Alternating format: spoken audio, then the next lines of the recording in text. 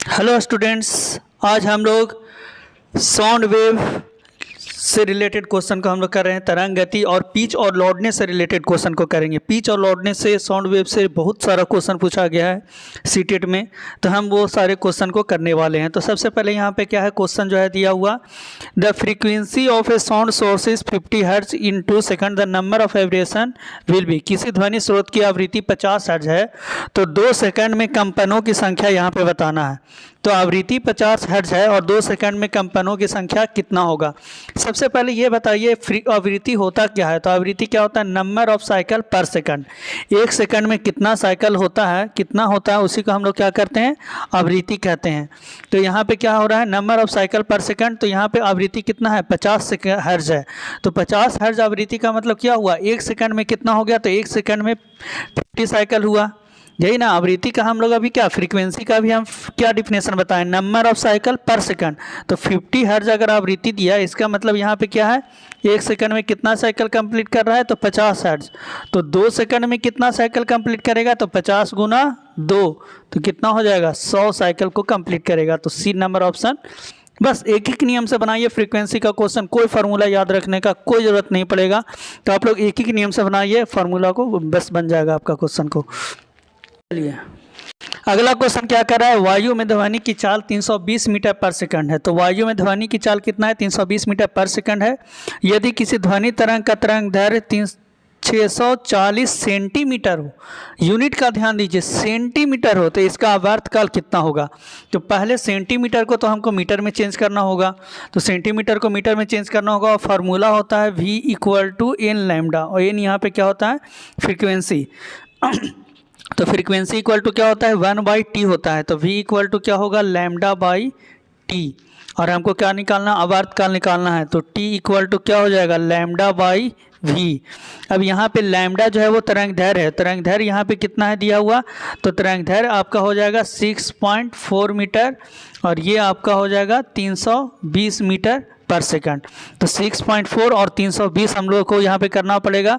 तो ये पॉइंट हटाएंगे तो नीचे 0 होगा, 32 दुना यहाँ पे क्या होगा, 64 हो जाएगा। तो सही आंसर यहाँ पे कितना होगा, 0.02 सेकंड हो जाएगा। तो 0.02 सेकंड यहाँ पे क्या होगा, करेक्ट आंसर आपका होगा। तो ऑप्शन नंबर क्या होगा, डी होगा करेक्ट आंसर, 0.02 सेकंड। ठीक है, तो सभी को क्लियर हो गया होगा कि 0.02 सेकंड आंसर यहाँ पे होगा, डी नंबर। चलिए अगला क्वेश्चन ये देखिए, सीटेट 2015 का पूछा हुआ क्वेश्चन है। कोई वस्तु 5000 हर्ट्ज का कंपन कर रही है तो उत्पन्न ध्वनि का आवर्तकाल कितना होगा। अब देखिए यहाँ पे आवृत्ति दिया हुआ है, तो आवृत्ति क्या होता है, नंबर ऑफ साइकिल पर सेकंड। तो यहाँ पे देखिए, यहाँ पे क्या बता रहा है कि 5000 साइकिल जो है वो कितना सेकंड में हो रहा है, 1 सेकंड में। ये होता है आवृत्ति, नंबर ऑफ साइकिल पर सेकंड आवृत्ति होता है। तो 5000 साइकिल कितना सेकंड में हो रहा है, 1 सेकंड में। और आवर्तकाल क्या होता है, आवर्तकाल होता है टाइम पीरियड की एक साइकिल को कंप्लीट करने में कितना समय लगता है। तो 5000 साइकिल को 1 सेकंड में कंप्लीट कर रहा है, तो एक साइकिल को कितना सेकंड में वो कंप्लीट करेगा, तो एक साइकिल को वो कंप्लीट करेगा 1/5000। तो 1/5000 हम लोग करेंगे तो यहाँ पे क्या हो जाएगा, 1/5 गुना 1/1000 हो जाएगा। तो ये हो जाएगा 0.2 और यहाँ पे 3 0 और, तो 0.2 ये वाला सी नंबर ऑप्शन आपका सही होगा, 0.0002। तो सी नंबर ऑप्शन आपका यहाँ पे करेक्ट आंसर होगा, C number option correct answer होगा। तो ये होगा आपका। चलिए अब अगला क्वेश्चन हम लोग पिच और लाउडनेस से रिलेटेड करते हैं। पिच और लाउडनेस, प्रबलता और तारतम्य से रिलेटेड हम लोग को क्वेश्चन को करना है। तो बहुत सारा इस पे क्वेश्चन सीटेट में पूछा गया है, बहुत सारा कहने का मतलब 10 से 15 क्वेश्चन अभी तक सीटेट में इससे पूछा है। तो हम लोग ये सभी 10 से 15 क्वेश्चन को करके हम लोग सीखेंगे कि लाउडनेस क्या होता है और पिच क्या होता है। तो यहाँ पे क्वेश्चन कर रहा है, शेर की दहाड़ में ध्वनि की प्रबलता एवं तारतम्य के लिए सही कथन है। The correct statement for loudness and pitch of the sound of the roar of A line is. शेर के दहाड़ मारता है, उसका ध्वनि की प्रबलता ज़्यादा होता है या तारतम्य, उससे रिलेटेड ऑप्शन यहाँ पे है। इसमें क्या होता है, लाउडनेस हाई और पिच भी हाई है। लाउडनेस हाई है और पिच क्या है, लो है। लाउडनेस लो है, पिच लो है, लाउडनेस लो है और पिच हाई है। अब देखिए लाउडनेस क्या होता है और पिच क्या होता है। देखिए लाउडनेस से क्या होता है, लाउडनेस नहीं होते लाउड स्पीकर। तो लाउड स्पीकर क्या होता है, बहुत तेज आवाज़ निकालता है। तो वहाँ पे लाउडनेस का मतलब क्या हुआ कि वो लाउड करता है, स्पीड आवाज़ को बहुत तेज आवाज़ वहाँ पे हमको सुनाई देगा। और लाउड स्पीकर के साथ एक मशीन लगा हुआ रहता है जिसको हम लोग मिलाते हैं। लाउड स्पीकर के साथ उस मशीन को अगर जब हम लोग मिलाते हैं तो क्या होता है कि ध्वनि, अच्छा ध्वनि आता है। तो वो क्या कहता है, वो पिच को हम लोग मिलाते हैं ताकि आवाज़ सुंदर सुनाई दे, सही आवाज़, मधुर आवाज़ सुनाई दे। तो पिच से हमको मधुर आवाज़ सुनाई देगा। और लाउडनेस से क्या होता है, लाउड मतलब वो तेज़ आवाज़ हमको सुनाई देगा। तो तेज़ आवाज़ सुनना है तो लाउडनेस ज़्यादा होना चाहिए।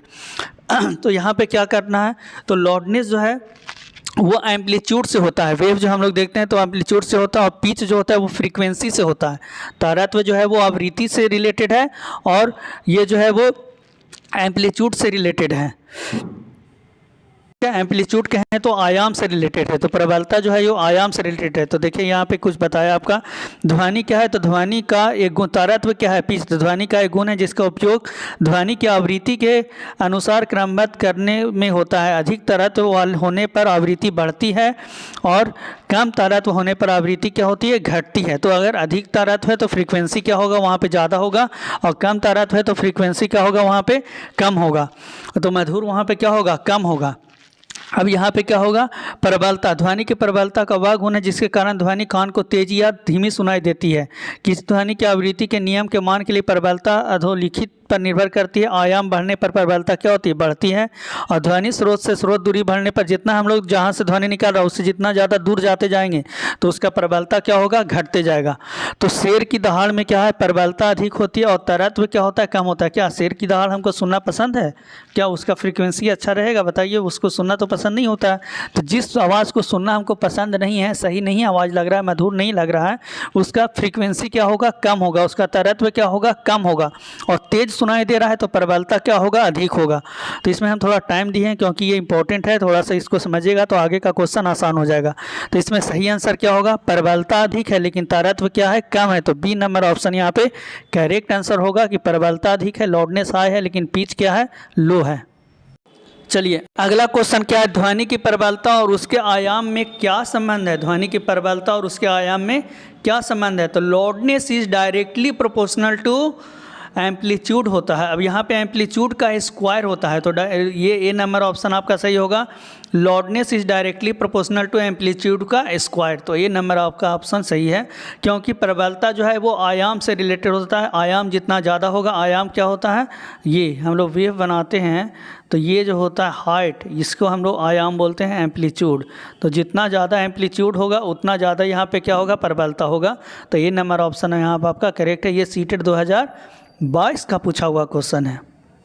चलिए अगला क्वेश्चन क्या है, आप अपने मोबाइल फ़ोन के ध्वनि की प्रबलता बढ़ाते हैं तब ध्वनि की आवृत्ति, देखिए हम लोग क्या करते हैं, तेज़ सुनना रहता है तो मोबाइल का साउंड वॉल्यूम जो बटन होता है उसको हम लोग बढ़ाते हैं।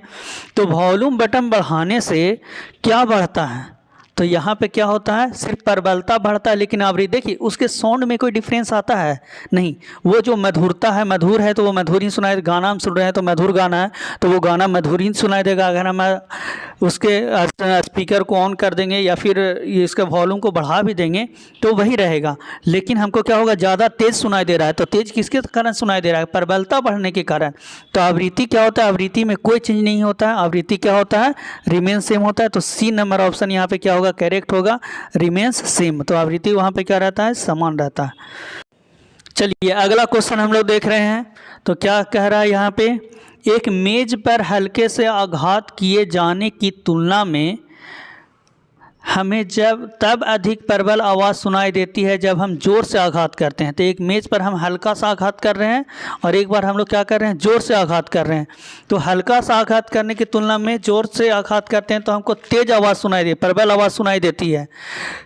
जब हम ज़ोर से आघात करते हैं तो हमको प्रबल आवाज़ सुनाई देती है। तो इसमें रीज़न देखना है कि क्या रीज़न पहला दिया है। तो प्रबल ध्वनि अधिक दूरी तय कर सकती है, हाँ सही है, प्रबल ध्वनि अधिक दूरी तय कर सकती है क्योंकि वह अधिक ऊर्जा से संबंधित है। हाँ एम्पलीट्यूड ज़्यादा होगा तो उसका एनर्जी भी क्या होगा, ज़्यादा होगा। फिर रीजन 2 दिया, प्रबल ध्वनि की आवृत्ति धीमी ध्वनि से अधिक होती है। जो प्रबल ध्वनि होती है उसकी आवृत्ति धीमी ध्वनि से अधिक होती है। अब यहाँ पे ये आवृत्ति जो है वो प्रबल का आवृत्ति से रिलेटेड नहीं है। प्रबल किससे रिलेटेड है, तो आयाम से रिलेटेड है, इसलिए हम आवृत्ति से रिलेशन नहीं कर सकते हैं। तो रीजन 2 क्या है, गलत है। प्रबलता जो है वो आयाम से रिलेटेड है, तो ये रीजन 2 गलत है, रीजन 1 सही है। तो देखते हैं R1 R2 करेक्ट, गलत, ख़त्म हो गया। बी नंबर ऑप्शन में R1 R2 दोनों सही है, गलत है। सी नंबर ऑप्शन में R1 सही है और ए की सही व्याख्या करता है, तो सी नंबर ऑप्शन सही है। R1 सही है और ए की सही व्याख्या करता है, तो ये सी नंबर ऑप्शन यहाँ पे 1 नंबर सही रहेगा। तो ये सीटेट 2022 का पूछा हुआ क्वेश्चन है। चलिए अगला क्वेश्चन देखिए। ये देखिए क्वेश्चन कितना अच्छा है, 3 एग्जाम में पूछा गया है, यूपी उत्तराखंड टेट में 2019 में, रीट में 2021 में, और सेम क्वेश्चन सीटेट 2022 में रिपीट कर दिया। तो देखिए स्टेट लेवल का क्वेश्चन करना क्यों ज़रूरी है, क्योंकि वो सीटेट में फिर पूछ देता है, या सीटेट का पूछा हुआ क्वेश्चन स्टेट लेवल में पूछ देता है। क्या कह रहा है क्वेश्चन, कोई छात्र छीन ध्वनि को प्रबल ध्वनि में परिवर्तित करना चाहता है। छीन ध्वनि मतलब क्या हुआ, उसका साउंड कम है, फ्लेबल साउंड है, उसको लॉर्ड साउंड में चेंज करना चाहता है, ठीक है, तेज आवाज़ में। इसके लिए निम्नलिखित में से उसे वृद्धि करनी होगी, किस चीज़ में वृद्धि करना होगा, उसको बदलना, तेज आवाज़ सुनाना है।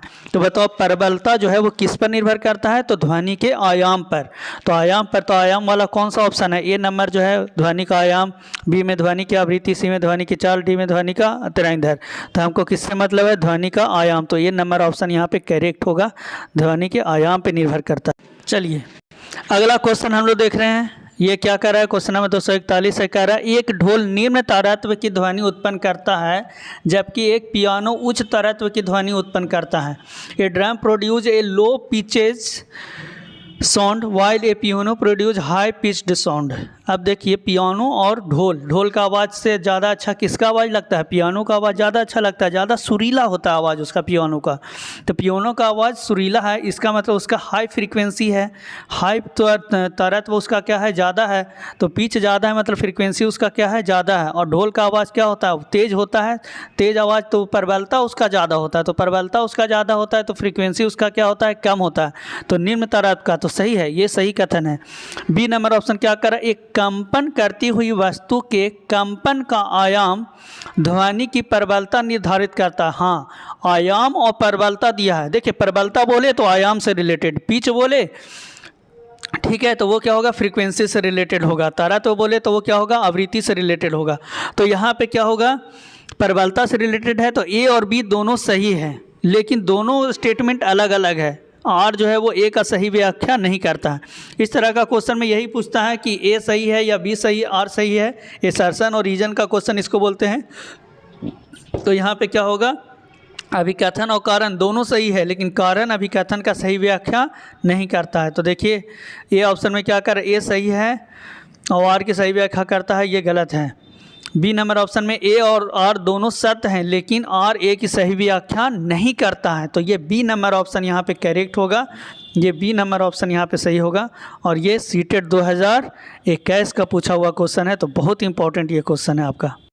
चलिए अगला क्वेश्चन देखिए, 242 नंबर क्वेश्चन क्या कर रहा है, कह रहा है कि शेर की दहाड़, परवल और पक्षियों की आवाज़ छीन होती है, इसका उचित कारण यह है। अब देखिए यहाँ पर परवल आवाज़, शेर की दहाड़, परवल और पक्षियों की आवाज़ छीन होती है।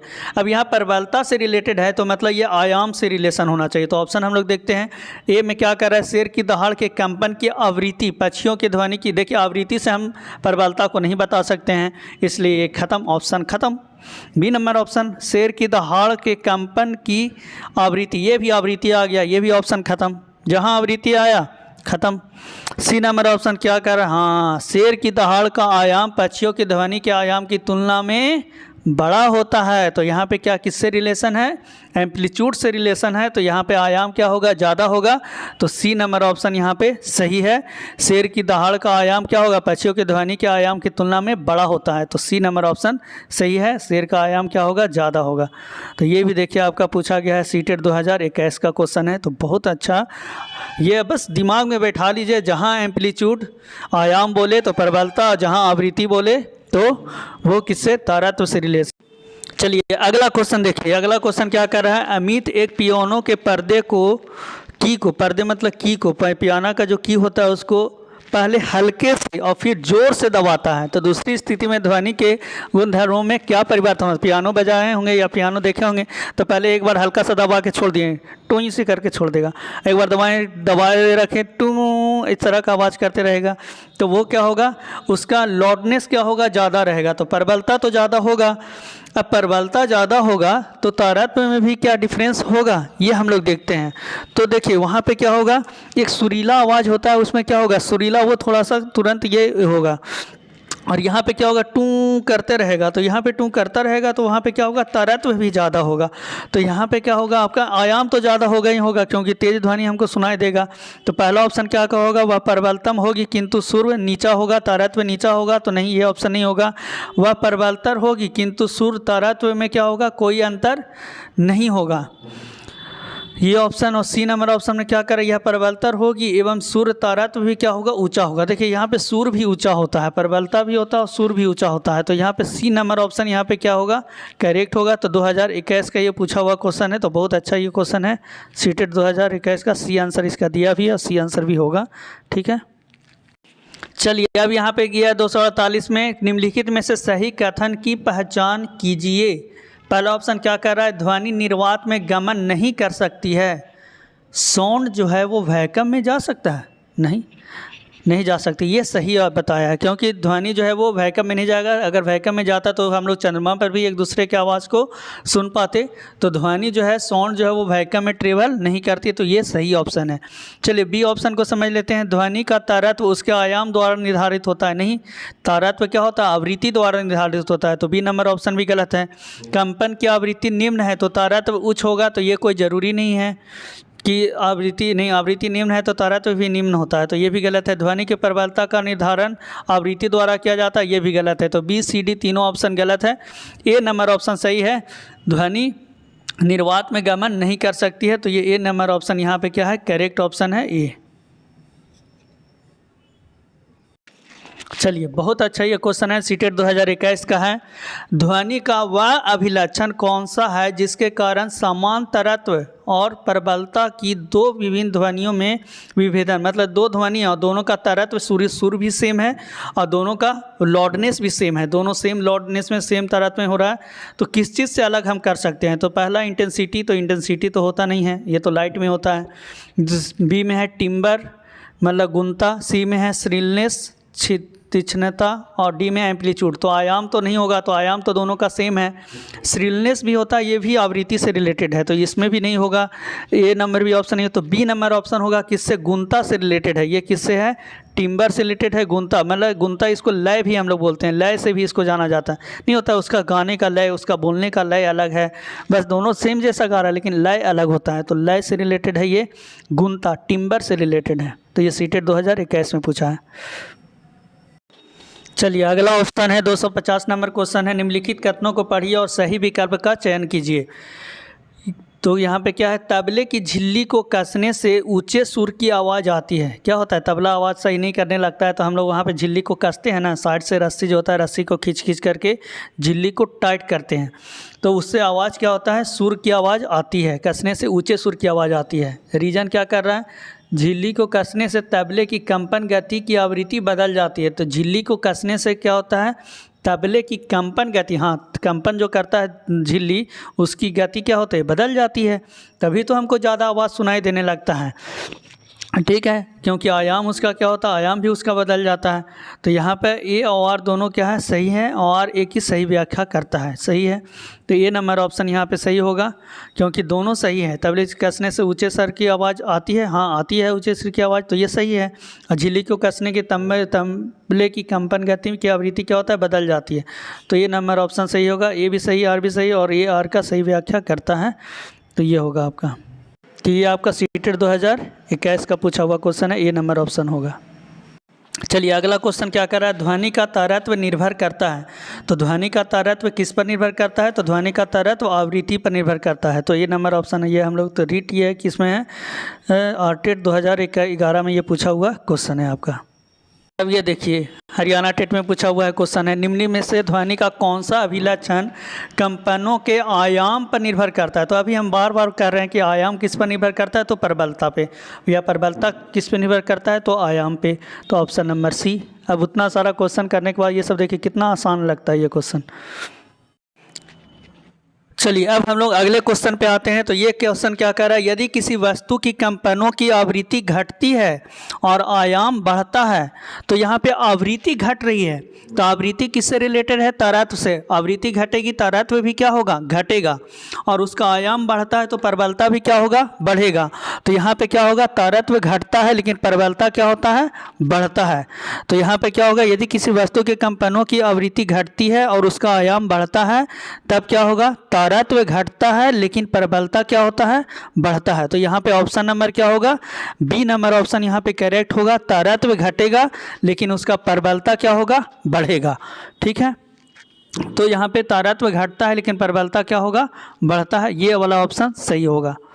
तो यहाँ पे जो आंसर दिया है ये गलत ऑप्शन आंसर दिया है, यहाँ पे ये ऑप्शन गलत आंसर दिया है, यहाँ पे ये बी नंबर ऑप्शन यहाँ पे क्या होगा, आपका करेक्ट आंसर होगा।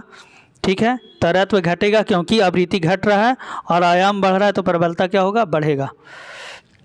चलिए अगला क्वेश्चन देखिए क्या कर रहा है, सितार बजाने के पूर्व कोई सितार वादक सदैव ही सितार की डोरी के तनाव को समायोजित करता है। डोरी के तनाव को क्या करता है, समायोजित करता है, और उसे उचित प्रकार से झंकृत करने का प्रयास करता है। ऐसा करके सितार वादक समायोजित करता है, ऐसा करने से वो क्या चीज़ को समायोजित करता है, तो ध्वनि की तीव्रता को, ध्वनि ये फिर सितार डोरी के तारत्व को, सितार डोरी के ध्वनि की प्रबलता को, या कंपन का आयाम को। तो वो किसको सही करता है, तो यहाँ पे किसको सही करता है, तो वो तारत्व को, सितार की डोरी के तारत्व को सही करता है। तो ये बी नंबर ऑप्शन यहाँ पे क्या होगा, ताकि आवाज़ क्या हो, बहुत मधुर आवाज़ निकले। मधुर आवाज़ नहीं निकलता है तभी तो वो ऐसा करता है। तो यहाँ पे क्या होगा, बी सही होगा। 2000 सीटेट 2012 का पूछा हुआ क्वेश्चन है। तो यहाँ पे देखिए जो फ्रीक्वेंसी है 1/12 √T/m होता है। तो यहाँ पे क्या होता है, टी क्या होता है, तनाव, डोरी के तनाव। तो डोरी का तनाव जितना ज़्यादा होगा, ठीक क्या है, ये टेंशन है, तो जितना ज़्यादा टेंशन होगा उतना ज़्यादा क्या होगा, आवृत्ति होगा, इसलिए यहाँ पर टेंशन बढ़ाता है, उसको टाइट करता है। तो ये बी नंबर ऑप्शन यहाँ पे क्या हो गया, करेक्ट ऑप्शन हो गया। चलिए अगला क्वेश्चन कह रहा है, निम्नलिखित में से कौन सा कथन गलत है।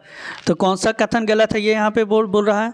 तो चिड़िया उच्च तारत्व की ध्वनि उत्पन्न करती है जबकि शेर निम्न तारत्व का दहाड़ता है। एक ढोल निम्न आवृत्ति का कंपित होता है, इसलिए यह निम्न तारत्व की ध्वनि उत्पन्न करता है। एक सीटी की उच्च आवृत्ति है, इसलिए वह उच्च तारत्व की ध्वनि उत्पन्न करता है। समान पुरुष की आवाज़ महिला की तुलना में तीक्ष्ण होती है। तो निम्नलिखित में से गलत कथन को चुनना है। तो 3 कथन सही होगा और एक गलत कथन होगा, उसको हमको चुनना है। तो डी में क्या कह रहा है, सामान्यतः पुरुष की आवाज़ महिला की तुलना में तीक्ष्ण होती है। ये तो गलत बता रहा है, क्योंकि पुरुष का आवाज़ क्या होता है, देखिए अब उतना ABC पर हमको दिमाग लगाना, थोड़ा ज़्यादा दिमाग लगाना पड़ेगा, ABC को सोचना पड़ेगा, और डी हमको आसानी से सोच पा रहे हैं, तो डी पे आपको जाना चाहिए। समानता पुरुष की आवाज़ महिला की तुलना में तीक्ष्ण होती है, ये तो गलत बता रहा है। महिला का पुरुष का आवाज़ क्या होता है, लौड रहता है महिला की तुलना में, तो ये गलत बता रहा है, तीक्ष्ण नहीं होते, ये लौड रहता है। तो ये डी नंबर ऑप्शन यहाँ पे सही, यही क्या है, गलत है। लेकिन ABC सही है, इसको हम लोग थोड़ा समझते हैं क्योंकि आगे क्वेश्चन में काम देगा। तो ABC को अगर हम लोग पढ़ते हैं तो ये क्या कर रहा है, चिड़िया उच्च तारत्व की ध्वनि उत्पन्न करती है। हाँ, चिड़िया का आवाज़ क्या होता है, सुरीला होता है, तो उसका तारत्व क्या होगा, उच्च होता है। जबकि शेर का होता है, दहाड़ता है, उसका ध्वनि अच्छा नहीं होता, उसका निम्न तारत्व होता है। सही है। एक ढोल निम्न आवृत्ति पर कंपित होता है, इसलिए वह निम्न तारत्व की ध्वनि उत्पन्न करता है। हाँ सही है, उसका सुरीला आवाज़ होता है। ढोल नहीं, सुरीला आवाज़ नहीं होता है, उसका ढोल का आवाज़ क्या होता है, ज़्यादा लाउडनेस होता है, तो उसका आवृत्ति क्या होता है, कम रहता है। एक सीटी की उच्च तारत्व होती है, सीटी का आवाज़ क्या होता है, सुरीला होता है, तो उच्च तारत्व की ध्वनि उत्पन्न करता है, ये भी सही है। तो डी नंबर ऑप्शन यहाँ आपका गलत है। सीटेट यहाँ पे किस में पूछा हुआ है, तो सीटेट 2015 का